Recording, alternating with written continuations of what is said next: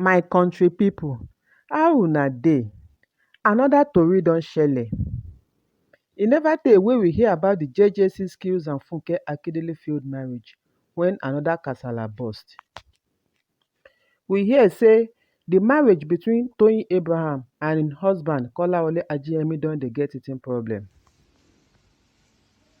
See guys, nǹkan tó bá yẹ kẹ́ kọjú mọ́, you people you no kọjú mọ́. According to the tori, dem say e don tey wey Toyin husband don dey complain say im wife no dey sleep for house for many days. E say even if the actress dey house, she no dey gree follow am go church, and e don dey manage the kasala even before Toyin get belle. We hear say the kasala burst when Kolawole Ajeyemi dey complain to one of im friend. Immediately the kasala burst, Toyin husband go for im Instagram page go say nothing do im marriage. E caption the post with hashtag wey say fake news, make money and greatness. Before e come post the video where he and im wife and daughter from previous marriage dey dance. Who dey come? Gee, who dey come? Tell me who dey be. Who dey come? Who dey come? Gee, who dey come? Tell me who dey be. Who dey come? Let me tell you something. Husband and wife dey fight well. Don't worry, when you get married, you will understand. The tori wan take style relate with the complaint wey Toyin sef make some weeks ago on her Instagram page.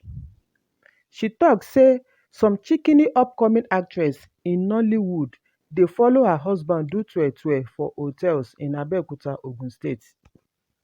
She say the shameless girl still get the mind to dey comment for her social media handle, and upon that get the liver to dey call am mama. Jehovah carry me stay, my husband. Carry me stay, oh. Jehovah carry me stay, my husband. All these guys, all these guys show legs want me steal you away from me. Just love. Fine boy. Toyin come talk am for parable say the shameless husband wey im wife dey feed come still dey carry shoulder high like say im be person.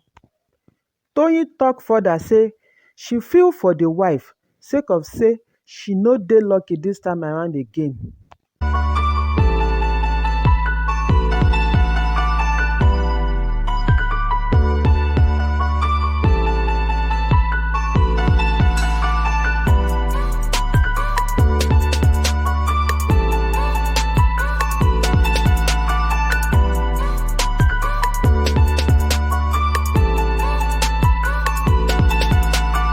She come end the whole tori by saying she get evidence and very soon she go open fowl yansh.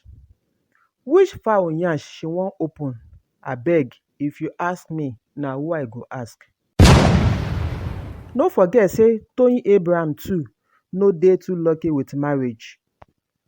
The first marriage wey she bin first do with Adeniyi Johnson on Monday, July 8, 2013 hit the rock after 2 years. Wetin cause the separation? Adeniyi Johnson say im wife still dey waka about with former boyfriend Seun Egbegbe, and also im wife like too much tweh wey im strength no fit carry. Toyin sef no dey carry last for talk. She sef fire back say Adeniyi Johnson dey mess around with ladies, upon that im no dey satisfy am on bed. Na wow. Anyway both of them move on with their life after the separation. Na this separation come give Kolawole Ajeyemi chance to enter Toyin life. Na July 4, 2019 the two of them go altar go say I do after many years of love waka together. The gum-body produce one pikin wey im name be Ire, although Kolawole don already get one pikin from im previous marriage. If una gbadun dis gist, make una help us subscribe, like, comment and share so dat we go dey notify una as other gist dey shele.